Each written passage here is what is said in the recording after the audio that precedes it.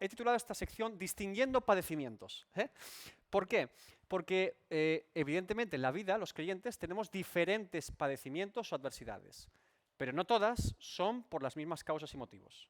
Y Pedro hace una distinción de tipos de padecimientos que las personas tienen en su vida, y esto es importante a la hora de entenderlo como creyentes. Bien, vamos a leer el texto.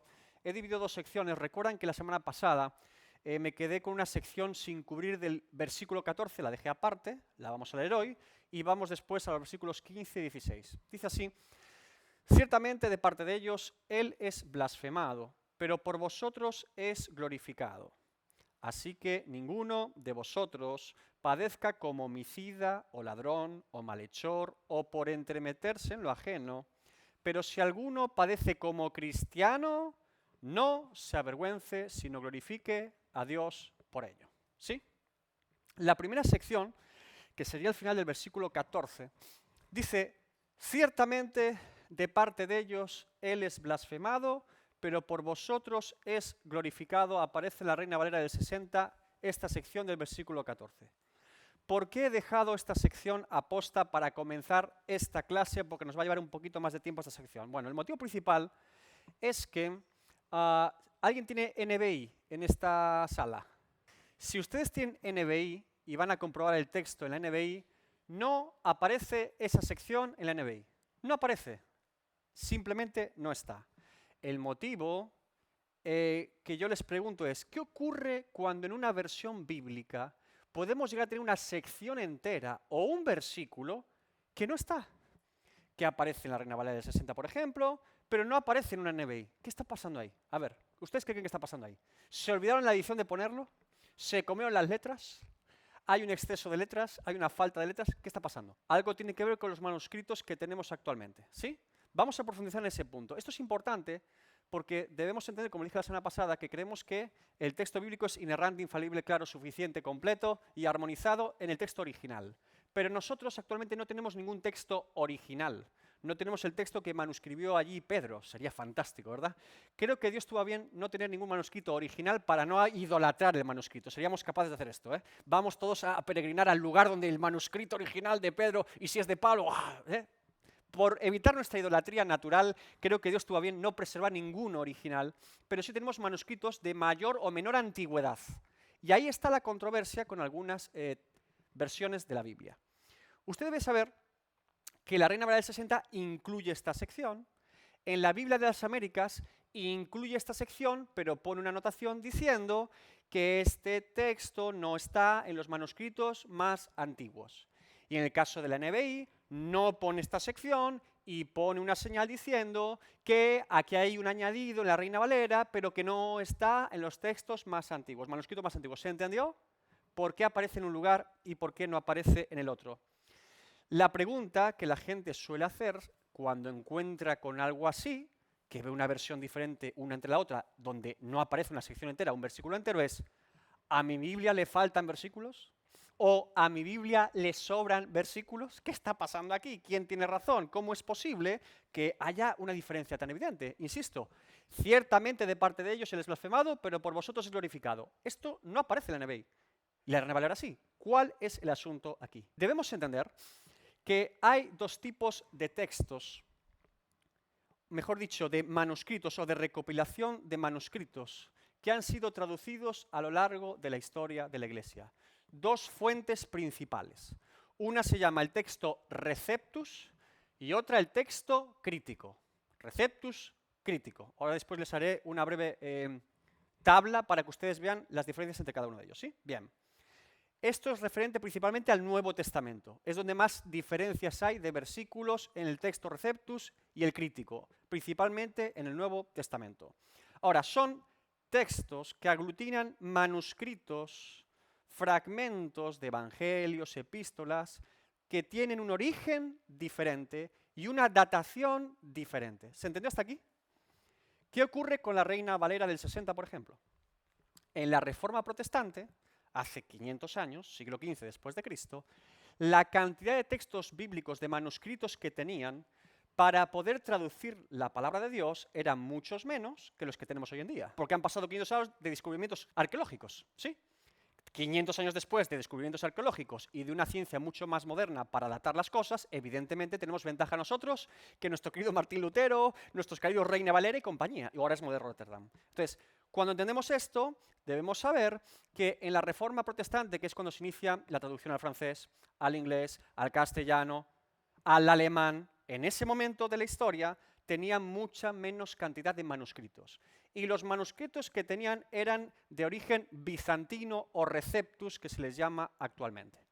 Como les digo, a medida que han pasado las generaciones y los siglos, hemos ido encontrando más textos que demuestran que la palabra de Dios era un texto histórico totalmente comprobado. Esto es bueno, no es malo, esto es muy bueno. Bien, los manuscritos que se utilizan en la Reforma Protestante son del texto Receptus, principalmente manuscritos de origen bizantino y que en aquel momento sirvieron a Erasmo de Rotterdam, deben saberlo, deben conocerlo, tradujo toda la Biblia al griego en base a esos manuscritos, los manuscritos bizantinos, y de ahí salen muchas traducciones en Europa. Sin embargo, si la Reina Valera hereda estos textos Receptus para hacer su traducción, la NBI o traducciones más modernas toman el texto crítico.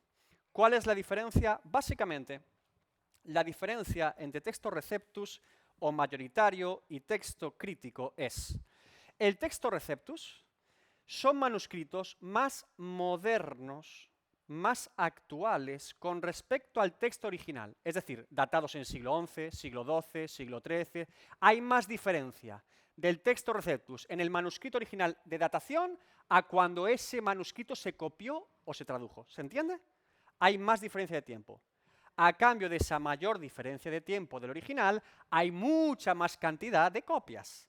Porque evidentemente, si han pasado 1500 años de un manuscrito que se ha copiado, hay más probabilidad de que haya más copias de él que si han pasado 200. Esto es lógico, ¿verdad? Cuanto más tiempo pasa de un manuscrito, más copias hay de él.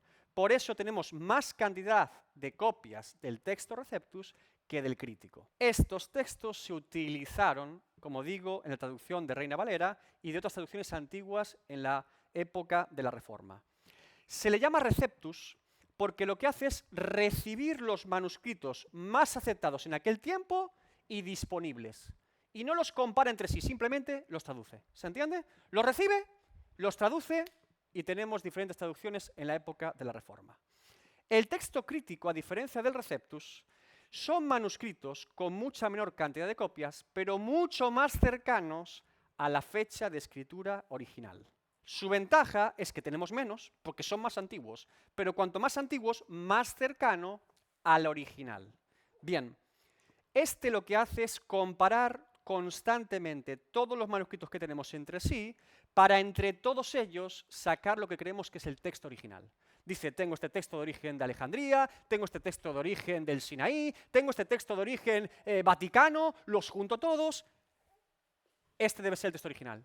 Me voy a acercar lo mejor posible al original. No recibe simplemente, sino que critica un texto o un manuscrito contra otro para hallar cuál es el original. ¿Se entiende la diferencia? Bien. ¿Cuánta diferencia hay de cantidad de manuscritos del texto Receptus actualmente con respecto al crítico? Un 90-10. El 90% de copias que tenemos son del Receptus y un 10% del texto crítico. Uno con mucha cantidad, pero menos antigüedad, otro con mucha antigüedad, pero menos cantidad. Sabiendo esta información, debemos entender, por lo tanto, que cuando comparamos textos más antiguos, crítico, con textos Receptus, más cantidad y más actuales, hay diferencias de un 1% entre ellos. Este texto o sección de Pedro representa parte del 1% de diferencia entre el Receptus y el crítico. Esto es importante, porque eventualmente se encontrarán con alguien que sepa de estas cosas y diga, pero usted la Biblia, ¿cómo que inerrante, infalible? Pero aquí... A este tipo de diferencias le llamamos variantes textuales. Variantes.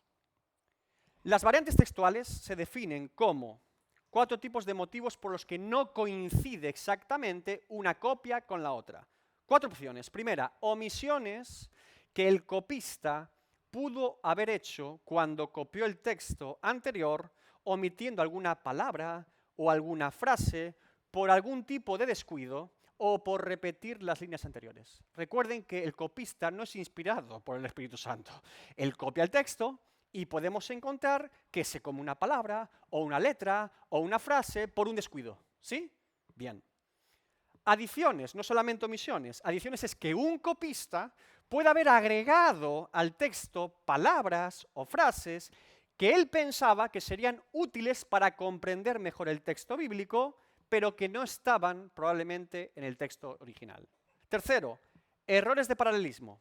El copista está copiando un texto bíblico en particular, sobre todo los evangelios, y copia el texto de otro evangelio porque es muy similar. Y añade una porción que aparece en otro evangelio, pero no en ese. ¿Sí? ¿Se entiende? Cuarto, errores de consonantes o palabras similares. Al copiar la palabra es tan parecida en el griego que copia otra. Insisto, errores comunes de cualquier copista después de 1500 años de historia, hermanos. ¿Sí?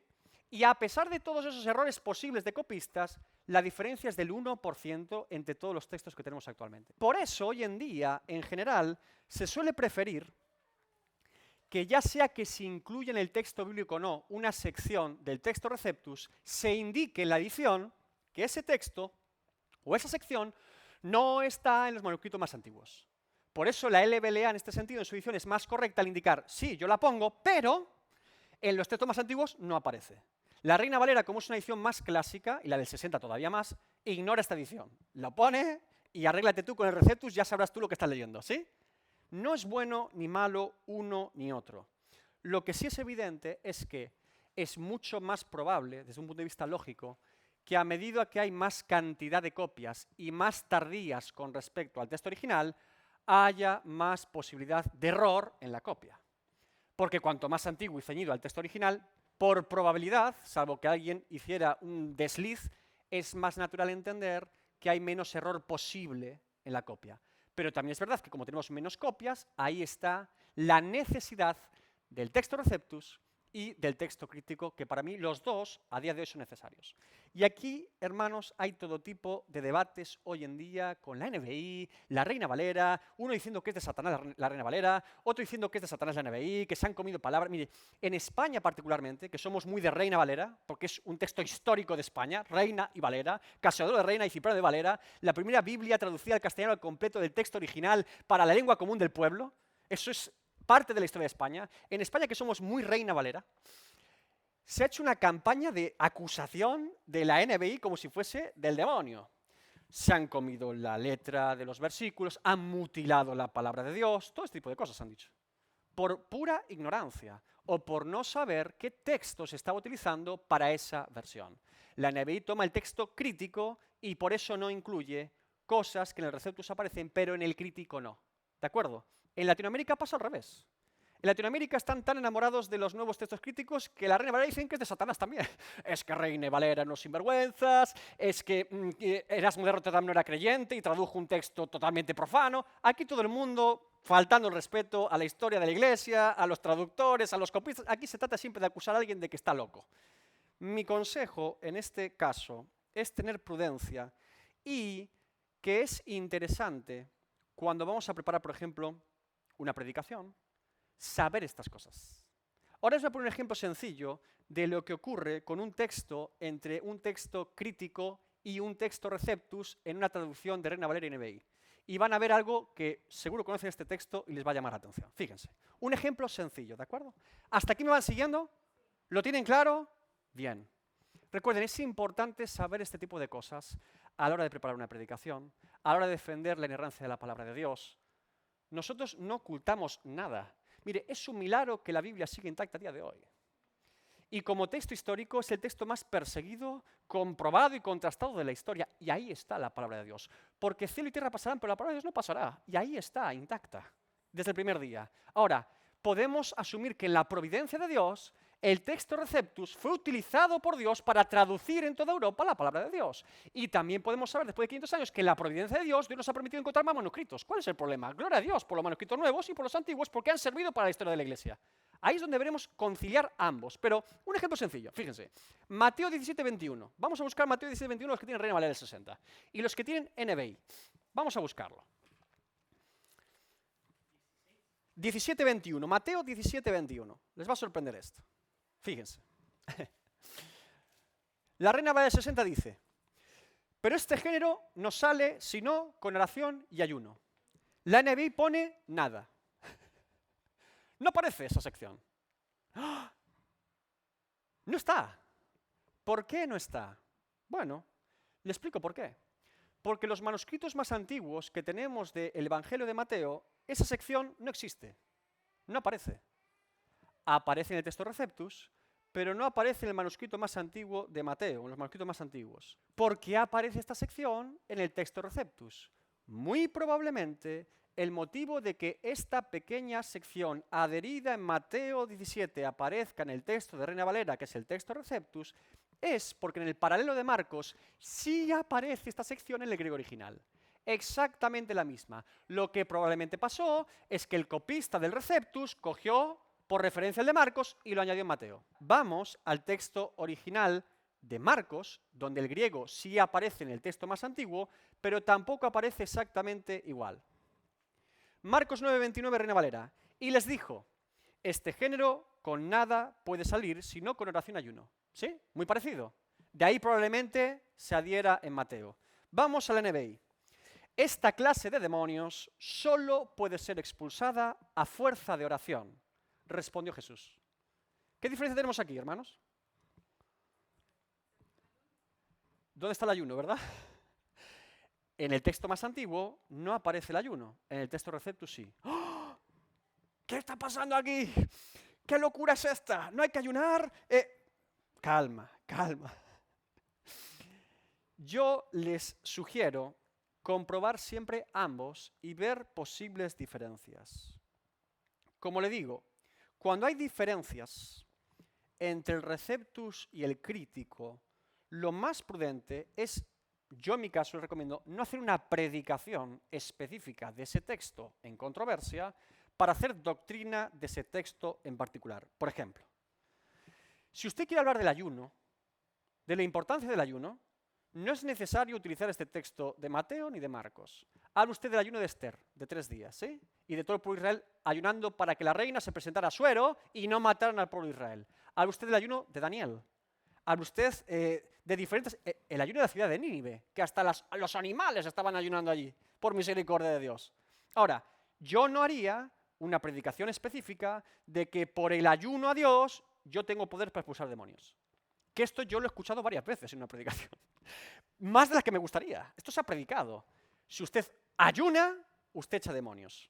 Creo que en ningún caso la Biblia nos presenta la idea de que por una obra particular para Dios, en este caso el ayuno, Dios te da un poder especial sobre demonios o sobre cosas particulares. Lo que la Biblia dice es que la voluntad de Dios expulsa demonios. No creo que se deba utilizar un texto para hacer doctrina en particular cuando sabemos además que hay cierta diferencia en el texto crítico con el texto Receptus. ¿Se entendió? ¿Podemos hablar de ayuno? ¿El ayuno es bíblico? Evidentemente que sí, hermanos. ¿Es necesario hablar de que el ayuno expulsa demonios por un texto en controversia? No lo haría. No lo haría. Porque si hay una duda razonable o diferencia entre los textos, ¿qué sentido tendría hacerlo? Con todo, ¿cuál es esa doctrina en la que yo ayuno y ahora echo demonios? Sería un poco extraño, ¿verdad? Bien. Ahora, tampoco creo que el texto Receptus pretenda decir eso, pero cogemos un texto en disputa, sacamos de contexto y hacemos cualquier cosa. ¿Se entendió?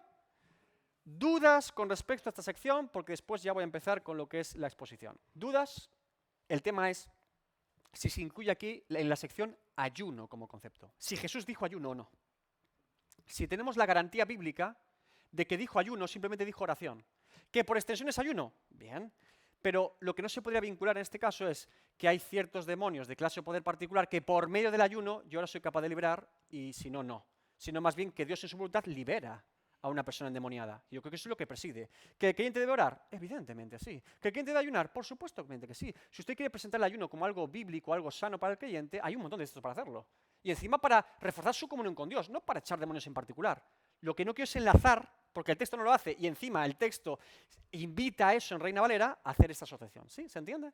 Entonces, prudencia. ¿Cómo puedo comprobar esto? Comparando las dos versiones. O una que tenga Receptus y otra que tenga crítico. ¿Qué es lo que yo hice? Por eso dejé la sección y les dije, vamos a hablar de la sección. Claro, es que la sección no aparece en el NBI. Ahora, imagínense que yo me ponga a hacer doctrina, particularmente de esa sección. Bueno, es ciertamente arriesgado. Es cierto que los añadidos o quitados del 1% de diferencias entre Receptus y crítico tampoco alteran la doctrina. No alteran la doctrina. Pero, según cómo se quiera interpretar ese texto en particular o sección añadida, se pueden generar errores innecesarios. ¿Se entendió? Simplemente prudencia, comparar versiones, ver si tiene una edición que te diga aquí el texto más antiguo no lo hace, como la de LBLA, y sin problemas. ¿De acuerdo? Adelante. Tendríamos que comprobarlo. Puede ser dos opciones. Una, que el original no lo ponga y que la versión portuguesa respeta más un texto más antiguo, o puede ser una interpretación de la traducción. Porque todas las traducciones tienen interpretación, como les he dicho. De hecho, fíjense, estamos hablando simplemente del texto que se utiliza para traducir, no del dinamismo o formalismo de la traducción. La NBI es más dinámica, frase por frase. La Reina Valera es más formal, palabra por palabra. Eso sería otro tema.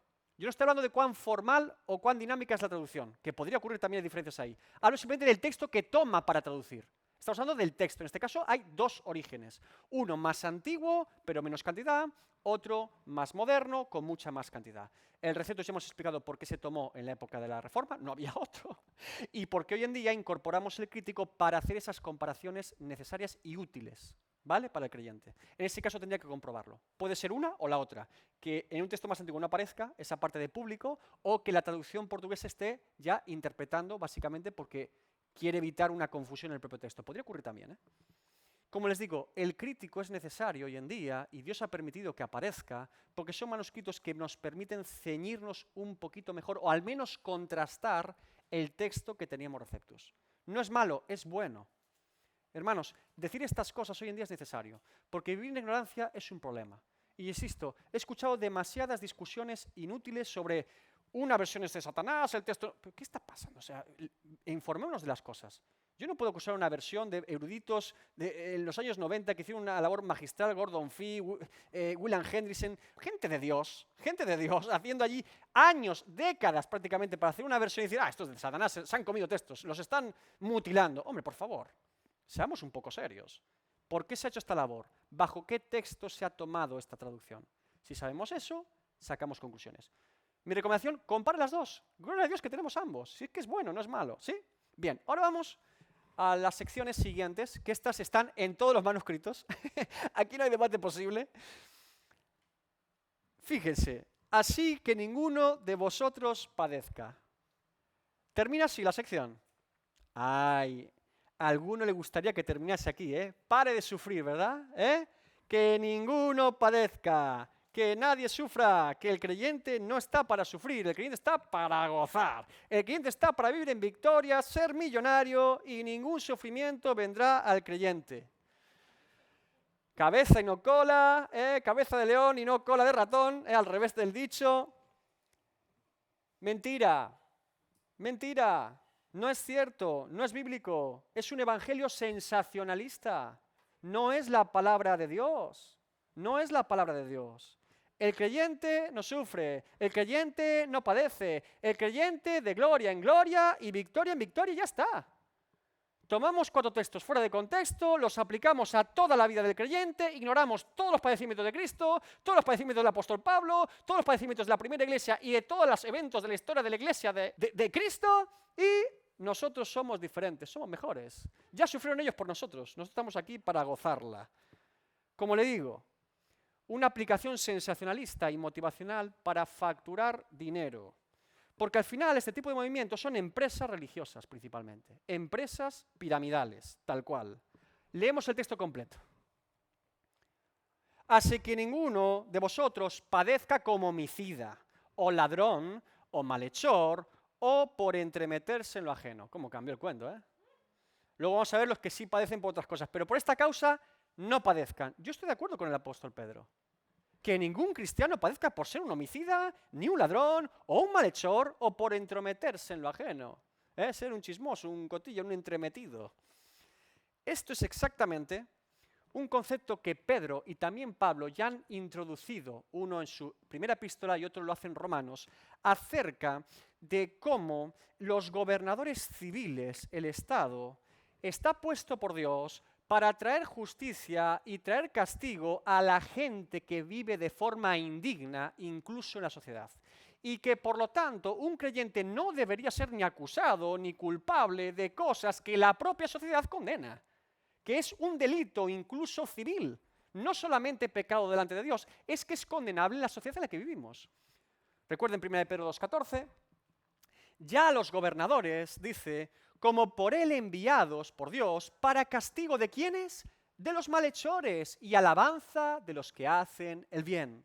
Que el Estado, cuando cumple su rol adecuado, dado por Dios, también trae honor a la gente que lo hace bien y que retribuye castigo a los que lo hacen mal. Pablo en Romanos 13 lo explica con mayor detalle. Porque los magistrados no están para infundir temor al que hace el bien, sino ¿a quién? Al malo. ¿Quieres, pues, no temer la autoridad? Haz lo bueno y tendrás alabanza de ella, porque es servidor de Dios para tu bien. Pero si haces lo malo, teme, porque no en vano lleva la espada, pues es servidor de Dios, vengador para castigar al que hace lo malo. ¿Se dan cuenta? Y ahora Pedro apunta aquí. Si ustedes son castigados por hacer fechorías, que son acusables por un magistrado civil, ¿qué clase de creyentes son ustedes? Eso es lo que está indicando Pedro. El creyente no es un homicida, ni tampoco es un ladrón, ni tampoco un malhechor, ni un chismoso, ni un testigo falso, etcétera, etcétera. ¿Se entiende el texto? Todo ese tipo de cosas un creyente no las practica, no es partícipe de ellas. Ninguno de vosotros, dice Pedro. Ahora Pedro distingue entre vosotros y ellos. ¿Se dan cuenta? Pregunta. ¿Quién es vosotros y quiénes son, por lo tanto, ellos? ¿Cuál es la distinción de Pedro? ¿Vosotros quiénes son? Los creyentes. ¿Ellos quiénes son? Los no creyentes. Bueno, parece una distinción sencilla, aparentemente. Creyentes, vosotros. Ellos, los no creyentes. Bien. ¿Y cómo se demuestra eso? Por el fruto. ¿Cómo un creyente marca la diferencia? Ante el mundo, ¿eh? Dios conoce el corazón, pero ante los demás. Por el fruto. ¿Qué es el fruto? Las obras, correcto. A veces decimos el fruto, sí, el fruto del Espíritu está en el interior, pero eso ¿cómo sale hacia afuera? Obras, obras. Ahora, la gente se vuelve loca con obras, ¿verdad? Es decir, la palabra obras y ya nos hemos católico romanizado. Calma. Cuidado con las obras. Cuidado con las obras. Nos encantan las obras. El fariseo que llevamos dentro dice, por fin, obra. Al fin puedo hacer lo que yo quiero hacer, llevarme la gloria. Voy a hacer obras. No, calma, no me apedreen todavía. La salvación no es por obras, es por gracia, por medio de la fe en Jesucristo. Las obras en la vida cristiana no son la causa de la salvación de ese creyente, sino que son el resultado de la salvación de ese creyente. ¿Nota la diferencia? No es la causa, es el resultado. Las obras de la vida de un creyente no son la raíz de su salvación, sino el fruto de su salvación. ¿Notan la diferencia? Claro que el creyente obra, pero no como método para salvarse, sino porque es salvo, hombre. Porque el justificado, la fe actúa, la fe obra. Es una demostración real y verdadera, natural, de un verdadero creyente. Que precisamente, si entendemos así la epístola de Santiago, la reconciliamos con nuestro querido apóstol Pablo. Porque lo que está hablando Santiago no es de que las obras justifiquen delante de Dios, sino que las obras demuestran que somos justificados delante de Dios. Por eso dice, si usted ve a un hermano, le dice, coma usted y aliméntese, y pasa de él, dice, ¿qué clase de creyente es ese? El creyente oraría, el creyente actuaría, porque es un creyente. ¿Por qué Abraham dice fue justificado por las obras? No porque fue justificado delante de Dios, sino que nosotros vemos que es un justificado. ¿Por qué? Porque lleva a su hijo a un altar para sacrificarlo. Ese es un justificado por la fe. ¿Y cómo lo demostró? Por sus obras. No porque las obras le salvasen, sino que es una demostración verdadera, un fruto de que es salvo, un redimido. Por eso está en un altar para degollar a su hijo, a su único hijo. Solo un creyente con fe verdadera en Dios podría hacer semejante cosa. Es impensable que lo haga otro tipo de persona. No saldría de él jamás obedecer semejante orden. Vamos a hacer matemáticas del Evangelio. ¿Qué le parece esta fórmula? Vamos allá. Fe igual a salvación más obras. O fe más obras igual a salvación. ¿Cuál es correcta? ¿La primera o la segunda? ¿La primera? La segunda o la primera. A ver, venga. Fe igual. Fe da resultado, por así decirlo, a ser salvos y a obrar. O fe más mis obras dan el resultado de salvación. ¿Primera o segunda? La primera. La primera es evangélica, la segunda católica, ¿sí? Así de sencillo. La primera es por gracia, la segunda es por obras. La primera glorifica a Dios totalmente. La segunda, bueno, yo le eché una mano a Dios porque si no, no me salvaba Él. ¿Se dan cuenta? Así de sencillo. Cuando nosotros queremos incorporar lo que hacemos como raíz de nuestra salvación, estamos usurpando la gloria que Dios se merece. Le estamos diciendo a Dios, Dios, no ha sido suficiente por tu gracia y misericordia. Jesús no fue suficiente en la cruz del Calvario para salvarme a mí plenamente. Yo he tenido que aportar algo. Y una vez hablaba con alguien y me decía, pero ni siquiera un 1%, nada, 0%. 100% de Dios, 0% del hombre. Y Dios se lleva toda la gloria entonces, la que se merece. La obra es resultado de la fe que acciona, la fe verdadera. Por eso yo puedo decir, yo soy creyente. Bien, Dios sabe si lo eres o no internamente, pero externamente, ¿dónde está tu fe? Te dice Santiago. ¿Ves a alguien ahí? No haces nada, ¿ves? Nada, toda la vida mirando para el techo. Tengo fe, te dice, los demonios también que ni tiemblan. Es durísimo Santiago, pero tan práctico. Por eso Santiago es tan necesario, al igual que Pablo en Romanos, se concilian muy bien. Porque los dos están diciendo la verdad. Uno va a la acción, a la práctica, y el otro va al motivo, causa de ser justificados, que es la sola fe en Dios. Bien, cuando hablo aquí de obras, el fruto, quiero incluir aquí lo que el creyente hace y lo que el creyente no hace. Porque Pedro está hablando de lo que no hace. Fíjese, el creyente actúa para Dios porque la fe del creyente se activa y su acción es para la gloria de Dios. Y el creyente no actúa para el mundo porque su fe es santa, es apartada, y su inactividad para las cosas del mundo también es para la gloria de Dios. ¿Me ha entendido? Hay cosas que el creyente hace por su fe y hay cosas que el creyente no hace por la misma fe. La fe es activa, la fe es santa. La fe busca siempre la gloria de Dios. Actuar para Dios y apartarse del mundo, técnicamente son dos acciones, dos obras del creyente. El hacer y el no hacer realmente siempre es hacer lo que hago y lo que no hago. Porque la fe me lleva a hacer cosas y no hacer otras cosas. El apartarse, el santificarse, también es una acción del creyente. Pedro comienza diciendo que el creyente no padece por las mismas causas por las que padecen los que no creen. Porque el creyente se ha apartado del mundo. Ya no forma parte de lo que el mundo hace. No se ha ido a Saturno ni a Marte, sigue allí, en el pueblo, en el barrio, en el supermercado, está allí, no se ha evaporado, sigue allí, pero no hace lo que hacía antes, no hace lo que hacen los demás, se ha apartado de las prácticas de este mundo. Bien, vamos a profundizar aquí, si les parece bien, en algunas palabras que utiliza Pedro, hemos traducido homicida, ladrón, vamos a ver en el griego original porque algunos detalles son interesantes, les pueden servir. La primera palabra que utiliza en griego Pedro es phoneus, homicida intencional, asesino, porque el homicidio saben que puede ser involuntario hoy en día, ¿no? No, este es homicida adrede, este es un asesino. La palabra es asesino, ¿de acuerdo? Una persona que con premeditación decida actuar en contra de la vida de otra persona para terminar con su vida. Alguien que ha querido matar a alguien, ¿sí? Un matador, un asesino. No ha sido un accidente, no ha sido un resbalado, no fue un descuido, ha sido premeditado. Es la misma palabra que el mismo apóstol Pedro, en su predicación en el pórtico de Salomón en Jerusalén, después de haber sanado al cojo de la puerta de la Hermosa, utiliza.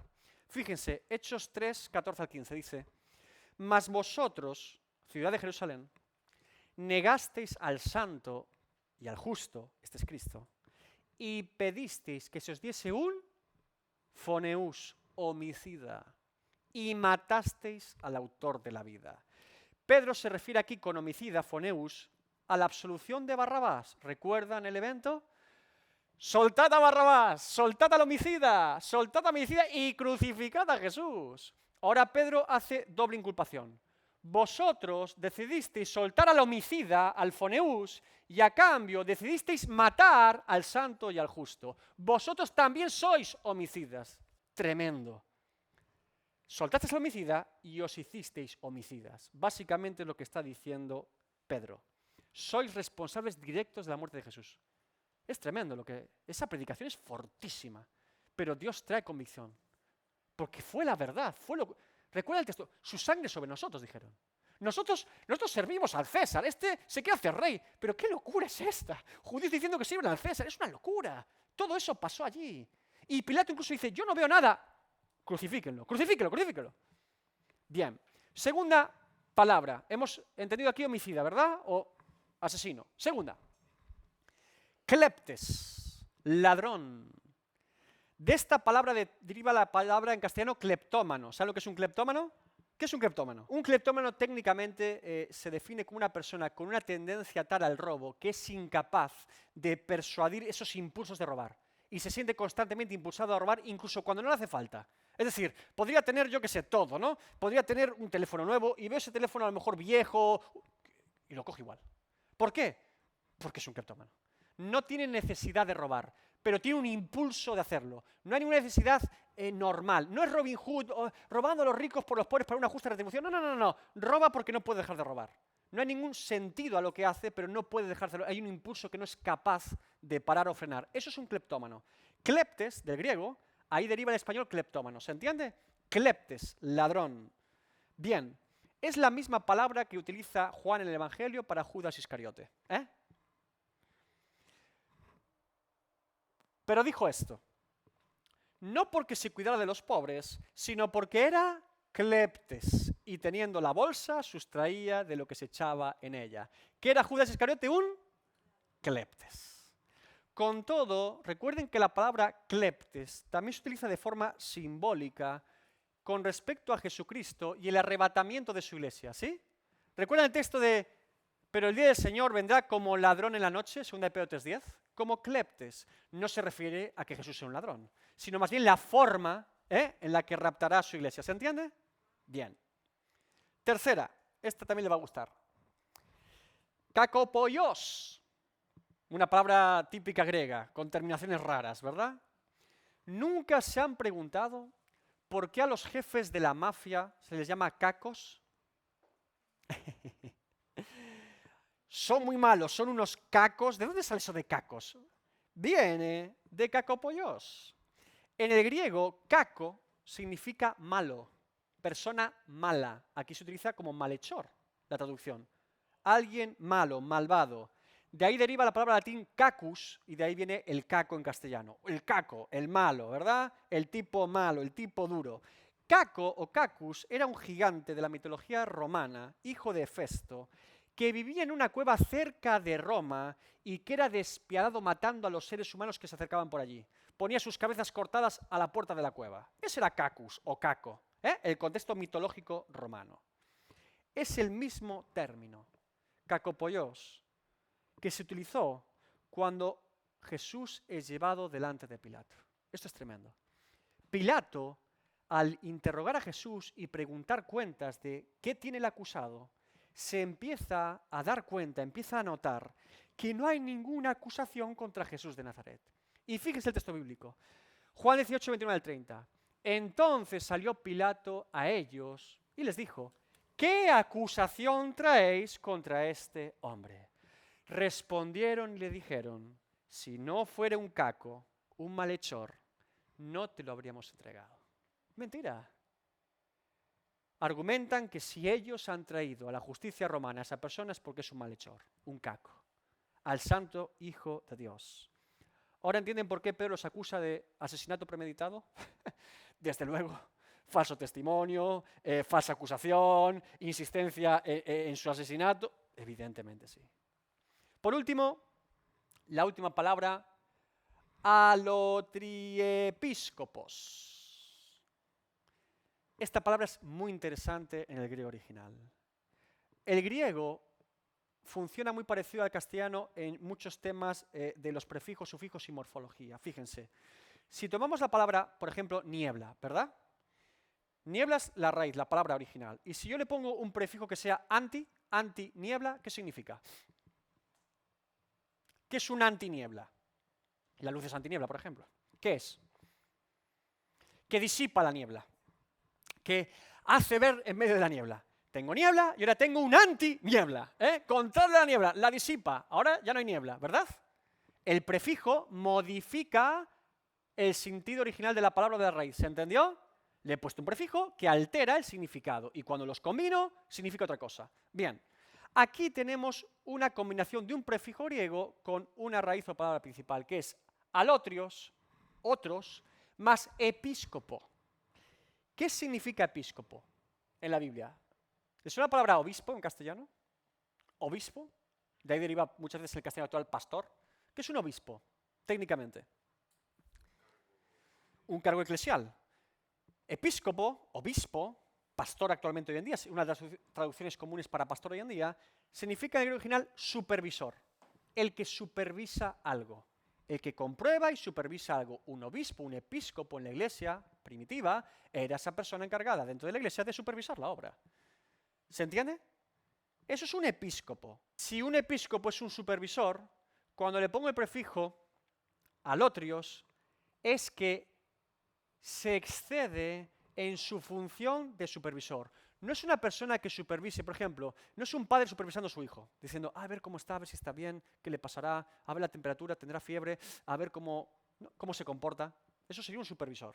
Ahora, ¿qué sería un entrometido? Alguien que va más allá de sus funciones. Una persona que se te mete en casa por la puerta, oye, ¿qué estás haciendo por aquí? ¿Cuánto dinero tienes en la cuenta bancaria? ¿A qué te dedicas todo el día? Cuéntame. A ver, déjame ver el móvil. ¿Qué conversaciones de WhatsApp tienes? ¿Sí? El interrogatorio, ¿verdad? El que quiere saber todo, cuchichea, se te mete en la nevera. A la nevera estoy allí escuchando. ¿Qué está aquí? ¿Sí? ¿Qué es una persona entrometida? La que se ha excedido de cualquier tipo de función de supervisión natural o de un amor fraternal. Hay diferencia muy evidente entre un creyente que quiere ser maduro por ayudar a otros y estar preocupado por otros que una persona entrometida. ¿Notamos la diferencia? ¿Se la tengo que explicar? Yo creo que no, ¿verdad? ¿Saben cuál es la diferencia? Un pastor era supervisor de la grey, pero no era un entrometido. Dios llama a algunos dentro del pueblo de Dios a ser obispos, pastores, supervisores. Claro que sí, es un ministerio en la iglesia. Pero Dios no llamó jamás a ningún creyente a ser un entrometido, un cotilla, o un chismoso, o un indiscreto. Jamás Dios nos llamó a eso. ¿Queda claro? Nadie debería ser así como creyente. Enfangarse también en asuntos que no deberíamos nos puede llevar a ser cómplices. Si yo soy una persona indiscreta, usted sabe que un asesinato hay el asesino y el cómplice. El cómplice está allí entrometido en el asunto y la justicia también lo condena y lo acusa por cómplice. Él no ejecutó, pero es cómplice, estaba allí entrometido. Bueno, pues al final se lleva unos cuantos años de condena por entrometido. Estaba donde no tenía que estar, haciendo lo que no tenía que hacer, ¿sí? Se entrometió y eso salió en su propio perjuicio. Eso es lo que está diciendo, pero no se entrometan en cosas que no son sus asuntos. Por ejemplo, imagínense, esto yo lo he escuchado a algún creyente, voy a la discoteca a evangelizar. Ya. No había mejor día ni momento, voy a la discoteca allí, doy unos folletos, al ritmo de rumba, entrometido. ¿Qué haces ahí a esas horas? ¿Se entiende? Es una excusa para estar donde no debe estar. O voy a ver qué hacen ahí esos chicos del colegio que justo son los que siempre están haciendo fechorías, y ¡pam! Lo llaman después los padres. Es que el instituto lo tiene 3 días de sanción por estar haciendo gamberadas. Yo no hice nada. Yo no hice nada, fueron ellos, entrometido. La culpa, si no hiciste nada, por estar allí, siempre con la peor calaña. ¿Se dan cuenta? A veces somos entrometidos porque nos gusta, Yo no hice nada, bueno, sí, pero estabas allí siempre, ¿no? Qué casualidad, nunca hiciste nada, pero siempre estabas con las malas compañías. Si nos entrometemos en asuntos que no nos corresponden, vamos a salir perjudicados. Y no es la labor de un creyente estar entrometido en asuntos que no le corresponden porque no glorifican a Dios. ¿Se entendió? Perfecto. Tercera sección. Pero si alguno padece como cristiano, no se avergüence, sino glorifique a Dios por ello. Este pero indica un cambio de paradigma, una transición del apóstol. Pero hay una excepción, hay excepción. Pedro no está negando el sufrimiento en la vida del creyente. Está afirmando que un creyente no debería sufrir por sus pecados, que son incluso condenables en el mundo. Pero, si alguno de quién? ¿De vosotros o de ellos? De vosotros, sigue siendo el mismo sujeto, el sujeto no ha cambiado, de vosotros. El sujeto sigue siendo vosotros. Y ahora Pedro, aunque sabemos cuál es el sujeto, vosotros, durante toda la epístola, lo hace de forma intencional, nos llama lo que somos nosotros. El vosotros es cristianos, vosotros cristianos. Lo deja ahí por escrito explícitamente. Tenemos en toda la epístola implícitamente al creyente, pero ahora explícitamente Pedro escribe cristianos. Si vosotros como cristianos, como seguidores de Cristo, como discípulos de Cristo, cristianos. Hago una pregunta. ¿Dónde fue el primer momento de la historia de la Iglesia donde se llamó a los discípulos de Cristo cristianos por primera vez en la historia? Antioquía, capítulo. Capítulo, no libro. El libro lo doy por hecho. Hechos lo doy por hecho. ¿Y qué? El primero que lo encuentre le doy una piruleta. El texto, yo quiero el texto, yo soy como los de Berea, yo lo quiero ver ahí escrito, a mí no me sirve que me lo diga usted de memoria, soy un bereano. Venga, el primero que lo encuentre. Los de Berea no tienen versículos, yo quiero el versículo, la cita para leerla. Venga, el primero en encontrarlo, vamos, venga. Nada, en la Biblia, escudriñe las escrituras. 11:19, ¿seguro? ¿No es un poco más adelante? 11, ¿qué más? Venga, lo tienes cerca ya. Venga, Elena. Sigue leyendo. Un poquito más. Lo encontré. 11:26. La cita bíblica es Hechos 11:26, la iglesia de Antioquía, fundada y consolidada por Bernabé y Pablo. Recuerden que va Bernabé enviado por los apóstoles y Bernabé decide llamar a Pablo de Tarso para que le acompañe en esta formación de la iglesia, fundación y consolidación. Pero la orden inicial de los apóstoles apostólica es a Bernabé. Y después vemos cómo hay una transición del ministerio en la que Bernabé ya empieza a ser el acompañante de Pablo. Pero inicialmente es Bernabé quien llama a Pablo como su acompañante. Ahora, en ese contexto, dice, y se congregaron allí, Pablo y Bernabé, todo un año con la iglesia y enseñaron a mucha gente. Y a los discípulos se les llamó cristianos por primera vez en Antioquía. Siglo I, poco tiempo después de Jesús haber sido ascendido a la diestra del Padre, ya se nos llamaba cristianos. Cristianos, discípulos de Cristo, seguidores de Cristo. Noten la conversación de Pablo con Agripa II sobre este asunto, Hechos 26.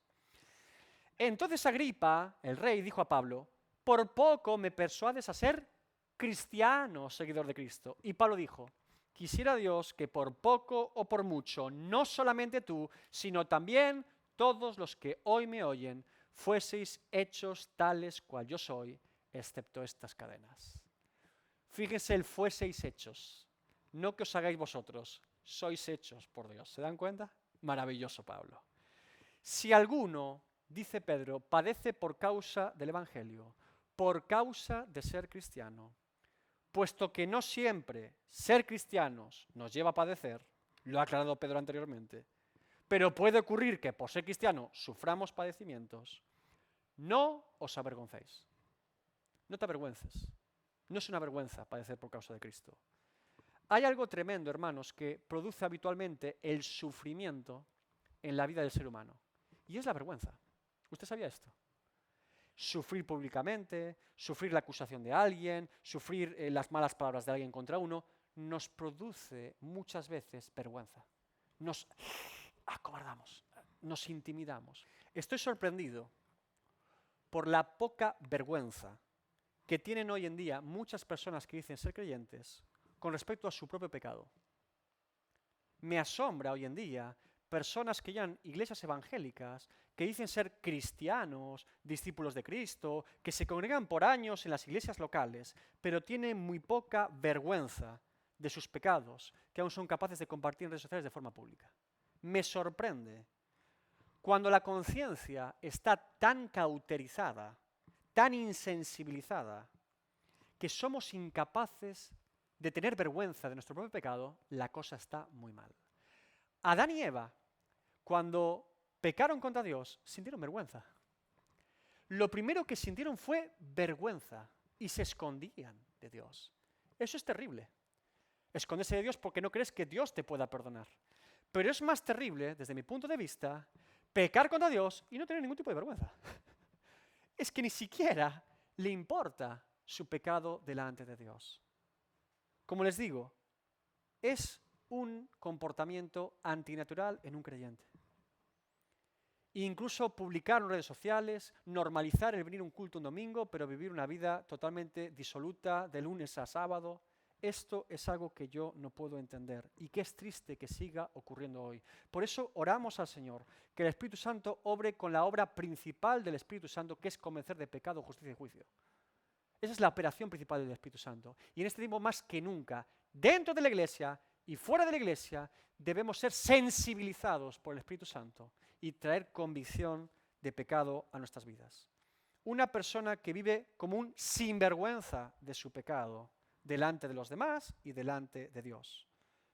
Esto ocurre habitualmente. Y al mismo tiempo, también ocurre hoy en día en la iglesia de Jesucristo, en la iglesia visible, en la iglesia evangélica, y ocurre muchas veces, y no pocas, que por causa de defender nuestra fe, por causa de ser cristianos, por causa de vivir una vida comprometida con Dios, cuando viene alguien, nos insulta, nos falta el respeto, nos intimida, nos avergonzamos. Es decir, vivimos en un mundo en el que peca no tiene ninguna vergüenza y el que no peca y vive para Dios se siente avergonzado. Esto es terrible. ¿Se han dado cuenta? ¿Qué clase de mundo vivimos hoy en día? ¿Qué dirá mi jefe? ¿Qué pensará de mí? ¿Qué me dirá este familiar? ¿Qué dirán mis amigos de la infancia? ¿Qué dirán mis compañeros de iglesia que me han visto ahora cambiar o que Dios me ha cambiado? ¿Qué pensarán? Dirán que soy muy radical, dirán que soy un puritano, dirán que soy un tipo aburrido. Y sentimos vergüenza. Si un impío no siente ningún tipo de vergüenza por su pecado contra Dios, ¿por qué yo tendría que sentir vergüenza por mi fe en Dios? No tiene sentido. Pero nos pasa constantemente. Nos pasa constantemente. Romanos 1:16. Porque no me avergüenzo del Evangelio, porque es poder de Dios para salvación a todo aquel que cree. En resumen, más vergüenza por el pecado, menos vergüenza por el Evangelio. Más vergüenza por el pecado contra Dios, menos vergüenza por el Evangelio. El motivo por el que usted y yo estamos aquí hoy probablemente es porque un sinvergüenza por el Evangelio nos predicó el Evangelio alguna vez, ¿verdad? Ese sinvergüenza por el Evangelio comunicó la palabra y Dios trajo vida. Bendito sinvergüenza por el Evangelio. Sinvergüenza por el Evangelio. ¿Entendemos para qué tendríamos que tener vergüenza y para lo que no tenemos que tener vergüenza? Aquí está el corazón de lo que está explicando Pedro a estos creyentes. Si sois personas que padecéis por causa del Evangelio, sin ninguna vergüenza, de cara. De cara. ¿Cuál es el problema? Si padecéis por causa de vuestro pecado, avergonzaos, dice Pedro, de forma indirecta. ¿Se dan cuenta? Más vergüenza por el pecado, menos vergüenza por el Evangelio. No te avergüences de los padecimientos por causa de tu fe en Jesucristo. Glorifica a Dios por ello, dice Pedro. Glorifica a Dios. ¿Padeces por Cristo? Glorifica a Dios. No sientas vergüenza por ello. No es una vergüenza que una persona te eche del trabajo por ser creyente. No lo es. No es una vergüenza que te miren mal tus familiares o seres queridos por ser cristiano. No lo es. No es una vergüenza que la gente se cruce al otro lado de la calle por ser cristiano. No lo es. No es una vergüenza. No lo es. No lo es. Me niego a vivir una vida cristiana en la que me tengo que avergonzar por ser creyente. Deberíamos vivir una vida avergonzada por los pecados que cometemos delante de Dios y delante de los hombres. Eso sí. Pero lo hacemos al revés. ¿Se dan cuenta? Más sinvergüenzas para el Evangelio, menos para el pecado. ¿Recuerdan a Esteban? ¿Qué le pasó a Esteban? A Esteban lo apedrean allí. Lo matan. ¿Tuvo vergüenza Esteban? Era un sinvergüenza. Esteban era un sinvergüenza, para la gloria de Dios. Qué tremendo sinvergüenza del Evangelio. Amonesta públicamente a los religiosos de su época, les dice lo que son, les dice lo que han hecho, les presenta el Evangelio y después de eso muere para la gloria de Dios. Hechos 7, 54 al 60. El sinvergüenza del Evangelio llamado Esteban. Oyendo estas cosas, se enfurecían en sus corazones y crujían los dientes contra él. Pero Esteban, ¿lleno de vergüenza? No, lleno del Espíritu Santo. Puestos los ojos en el cielo, vio la gloria de Dios y a Jesús que estaba a la diestra de Dios y dijo, he aquí, sin ningún tipo de vergüenza, he aquí, veo los cielos abiertos y al Hijo del Hombre que está a la diestra de Dios. Entonces ellos, dando grandes voces, se taparon los oídos y arremetieron a una contra él. Y echándole fuera de la ciudad, le apedrearon. Y los testigos pusieron sus ropas a los pies de un joven que se llamaba Saulo. Y apedreaban a Esteban, mientras él invocaba y decía, sin ninguna vergüenza, Señor Jesús, recibe mi espíritu. Y puesto de rodillas, clamó a gran voz, Señor, no les tomes en cuenta este pecado. Y habiendo dicho esto, murió. Un sinvergüenza para el Evangelio. Da gusto leer de Esteban. Ese tipo lo tenía clarísimo. No te avergüences del Evangelio. Como reflexión final, honra a Dios antes que a los hombres. Honra a Dios delante de los hombres. Honra a Dios antes que a los hombres. Que no te preocupen los hombres, que te preocupe Dios. Y honra a Dios delante de los hombres. Ten la intención de hacerlo. Sé un sinvergüenza para la gloria de Dios. ¿Me entendiste? Gloria al Señor. Siempre debemos glorificar a Dios, independientemente de la situación, contexto, lugar o problema que estemos viviendo en nuestra vida. Glorifiquemos a Dios siempre. Siempre. Y por mi parte he terminado esta noche. Dudas y preguntas. Lo que es difícil de entender es que el Receptus se utilizó antes en la historia para traducir, pero técnicamente el texto que utilizaban era más actual o más distanciado del original. Es decir, más moderno. Tenemos, por así decirlo, texto original, ¿vale? Los primeros manuscritos no se encontraron durante 1700, 800 años. Estaban ocultos. No se encontraron, ¿sí? Tenemos manuscritos más modernos, más cercanos a la época de la Reforma. En la Reforma toman esos manuscritos y los traducen. Y tenemos esos manuscritos durante 500 años. Ahora se encuentran más antiguos. Y los traducimos más adelante. ¿Se entiende el problema? Entonces, es como una secuencia. Más moderno técnicamente, más traducido antiguamente, pero ahora se da la vuelta a la tortilla, básicamente. Más cantidad, menos cantidad. Algo maravilloso también, hay que decirlo, con el texto Receptus, que son un montón de copias y son todos iguales. Esto es increíble. En serio, no hay casi diferencias, hay mínimas variantes entre el propio texto Receptus. Por eso es tan sólido. Porque es que no hay diferencias entre ellos. Oye, sí. Sí, pero hay muchas copias, Nayara. Es que... Ahí están las de la NBI peleando como gata panza arriba. Que sí, que puede leer la NBI, que yo no os voy a condenar. No se preocupen por la NBI, gloria al Señor por la NBI también. No, pero lo que quiero decir es que poniendo en valor el Receptus, es llamativo que teniendo tanta cantidad de copias, aunque sean más recientes, es que la probabilidad de que, yo qué sé, que una vía de copistas se hubiesen desviado y otra por ahí, hubiese sido más natural. ¿Qué suele ocurrir con textos con tanta antigüedad y con tantas copias? Que empieza a haber ramificaciones en una copia. Imagínese. La iglesia de la zona católica del norte de Alemania hizo una copia, un copista mal, y todo el norte de Alemania durante 300 años copió de ese lado, ¿sí? Y tenemos el texto alemán de la modificación A. Tenemos el otro lado de Portugal, que quitaron la parte de público, ¿no? Y todos tienen sin público. Lo normal es que haya ramificaciones en el texto de Receptus porque hay mucha cantidad. Hablo de 5.000 manuscritos, ¿eh? Esto es una barbaridad. Pero el texto de Receptus es sólido porque todos copian lo mismo. De hecho, el argumento es, Dios preserva el Receptus y la NBI la ha encontrado ahí, textos...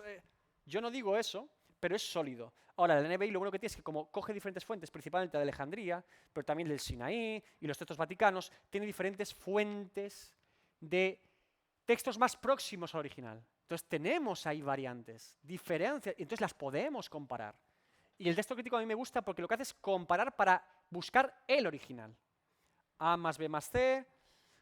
dos coinciden, este no, ¿qué hacemos con este? Creemos que lo correcto sería este texto. Gloria al Señor por esa labor. Es una labor más científica, podríamos decir. El texto recepto se recibió y se puso. Todos son parecidos, pues lo traducimos. ¿Entendemos la diferencia? Pero ambos considero que son necesarios, y desde luego ambos son históricos, por lo tanto no puedo ignorar ninguno de los dos, no debería hacerlo. Ni tampoco espiritualizar uno y condenar al otro como si fuese, no sé por qué se ha hecho esto, pero es un error. Probablemente también tiene que ver mucho con el tema de lo económico, la Reina Valera, sociedades bíblicas, NBI, los americanos nos quieren robar la versión, este tipo de cosas. Yo creo que en España, fíjense, hay un valor muy grande a la Reina Valera por la historia de este país. O sea, usted debe entender que Cassiodoro de Reina y Cipriano de Valera fueron dos valientes para la gloria de Dios. Estos hombres eran monjes jerónimos en Sevilla, que salen de Sevilla fuera a Europa porque los quieren matar.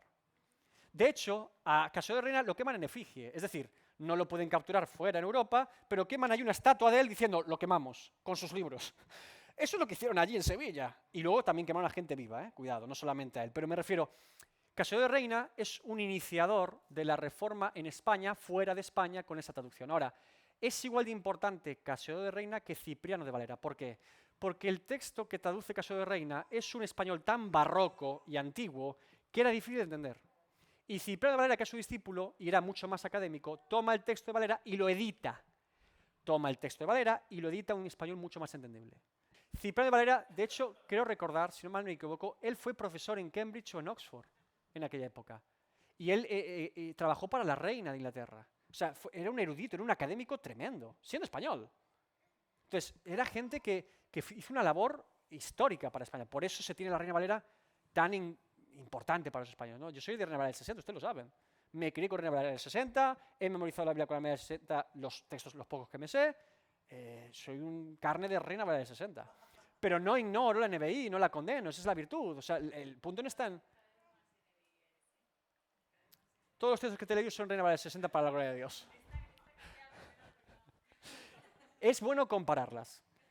Y reconozco muchas veces cuando usted va al griego original que la NBI a veces mejora la Reina Valera.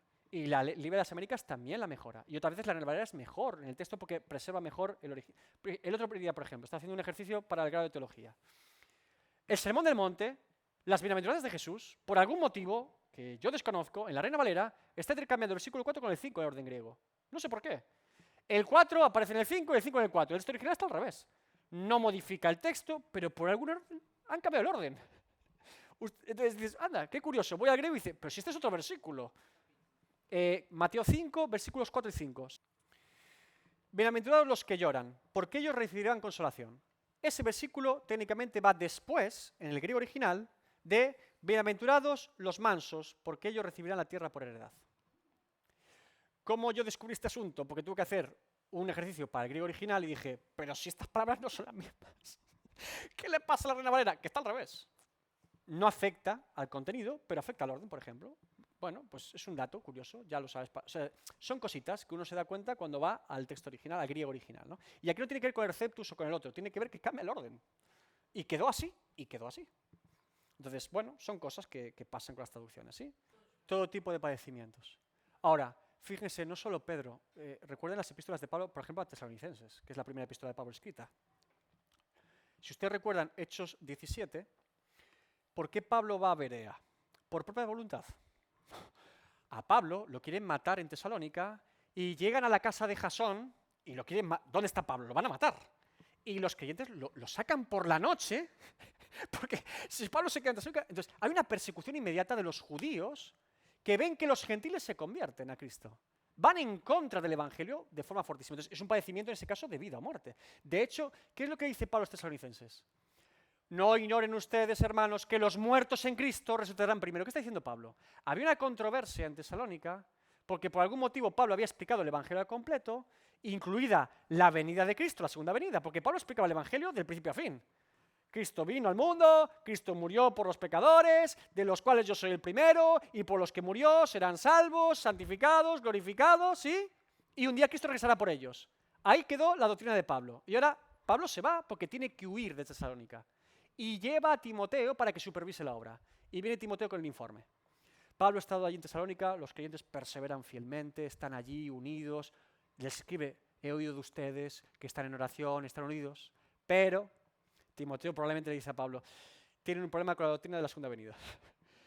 Están aquí en una disputa interna de si los que han muerto ya también van a ser arrebatados o esos se quedan muertos. Esa es la confusión en Tesalónica. Lea 1 Tesalonicenses. Y ahora Pablo dice, los muertos en Cristo resucitarán primero y también serán arrebatados. La controversia es, no se preocupen, hay persecución, algunos están muriendo por causa del Evangelio, pero todos somos parte de la iglesia arrebatada. Dios resucitará primero a los que han muerto, ya no están vivos, y a los que estamos vivos, por eso Pablo se incluye, seremos arrebatados en el aire. Ese es el argumento de Pablo en la segunda venida. Pero la controversia ¿cuál era? Estaban matando creyentes, se estaban muriendo. Claro, persecución física, al extremo, ¿no? La muerte. Persecución física, cárcel, también. Pablo en Filipos, encarcelado con Silas. Persecución verbal, constantemente. Persecución del secularismo, también es un tipo de persecución. El enfriamiento de la iglesia no es una persecución de alguna manera. Que usted vaya a la televisión y solo haya pornografía pública prácticamente. Que la inmoralidad, la ideología esté presente en el colegio de sus hijos. ¿No es persecución eso? Para mí es persecución. Quizá más velada, pero está ahí, ¿no? Papá, hoy me ha enseñado esto. ¿Qué te ha enseñado qué? Persecución. A mí nadie me preguntó qué le enseñaba usted a mi hijo, ¿verdad? Pero es una persecución. Y al niño lo llena de... Es persecución todo el tiempo. Siempre hay persecución por el cristianismo. Que el creyente de hoy no nos demos cuenta, ahí está el problema. Lo pasamos por alto. Es normal, todo es normal. Es normal. Y un día dice, ¿dónde está la iglesia? La iglesia se ha ido al mundo. El mundo ha venido a la iglesia y se lo ha llevado toda. Estamos mundanizados porque se nos ha perseguido de forma más sutil. Satanás es muy inteligente. O viene a presionar o viene a seducir. La presión nos intimida muchas veces, pero hay creyentes que se vienen arriba en su fe cuando los presionan. Dicen, ahora te vas a enterar. Ahora que me quemen aquí en la hoguera, hombre. ¿Por qué? Para la gloria de Dios. Somos así, la fe se despierta. La iglesia siempre ha crecido en persecución física, siempre. Sin embargo, en seducción, Satanás es listo. Si no te puedo presionar para arrebatar la fe, te seduzco para que te olvides de ella. La parábola del sembrador, ¿cuál es? Hay tipos de tierra. Una, Satanás quita. Otros dice que por la seducción de este mundo la ahoga la semilla. Y otros, ¿qué es? Viene la prueba y salen corriendo. ¿Se dan cuenta? Presión, seducción. Yo creo que la iglesia de hoy, en primer mundo, mundo occidental, está seducida, embotada, abobada. Una feria de vanidades. Distraída, dispersa, ¿no? Los creyentes somos a veces muy maduros. Cuando tenemos una libertad para el Evangelio, no la aprovechamos. Y cuando no la tenemos, lloramos y nos lamentamos. Pero técnicamente, históricamente al menos, diría que el aletargamiento de la iglesia siempre está asociado con la gran libertad al Evangelio. Porque te digo más, si las iglesias en Europa y Estados Unidos principalmente, ¿no? Podríamos decir, predicasen todas el Evangelio, pecado, santidad, compromiso con Dios, salvación por gracia, más de algunos ya estamos encerrados. Pero como apenas se predica ese mensaje, no llega al mundo. Tú imagínate que hubiese 50 pastores denunciando públicamente la ley de este país, por ejemplo, con muchos asuntos, diciendo que eso es pecado y es blasfemia contra Dios. Quizás tenemos un problema mayor. Pero como no se hace, bueno, los evangélicos son guays. Oye, ¿qué hacen? ¿Qué piensa la gente de un evangélico? Vosotros sois como los católicos, pero más divertidos. Tocáis mejor música, ¿eh? Y os amáis más, ¿eh? Sois como más guays. La sensación que tiene una persona no creyente de un evangélico es como un católico, pero más guay. Ah, vale, pues genial. No debería ser esa sensación. Es como un católico, pero más loco, diría, o más rígido en ese sentido, más practicante al menos. No tan teórico, sino que... Pero no tienen esa idea de nosotros. En Estados Unidos el evangélico prácticamente te lo va en el carnet de identidad. ¿Usted qué es? ¿De qué iglesia es? Es parte de la sociedad, ¿no? Sí. ¿Alguna cosa más? ¿No? ¿No? ¿Preguntan? ¿No hay dudas? Bueno, terminamos orando. ¿Amén? Bien. Señor, te doy gracias, Dios mío, por tu palabra en esta noche. Yo te pido, Dios mío, que nos des valor, valentía, que podamos ser, Señor, unos sinvergüenzas del Evangelio. Persona que no se avergüenza por el Evangelio, que no se avergüenza por lo que las personas piensan acerca de nosotros por causa de nuestra fe. Que seamos, Señor, muy cuidadosos con nuestro testimonio, con nuestras palabras, con lo que hacemos, con lo que vemos, con lo que escuchamos. Eso sí, Señor. que tengamos y sintamos vergüenza cada vez que profanamos tu santidad, cada vez que incurrimos en transgresión contra ti. Que una vergüenza profunda, una convicción profunda de lo alto venga a nosotros en ese mismo instante. Y que podamos acudir a ti, al trono de la gracia, para hallar el oportuno socorro. Pero al mismo tiempo, Señor, danos valor, valentía, esfuerzo, disciplina diaria, para no avergonzarnos por causa del Evangelio. La buena nueva debe ser predicada y no debemos avergonzarnos de ella bajo ningún concepto, Señor, porque es poder de salvación para el que cree. Y eso implica que debemos comunicar el mensaje a los demás, vivir ese mensaje en medio de los demás y glorificarte a ti antes que a los hombres y delante de los hombres. Señor, ayúdanos, Dios mío, a ser testigos del Evangelio que hemos recibido de gracia para dar de gracia a aquellos que no te conocen. En el nombre de Jesús. Amén. Muy bien.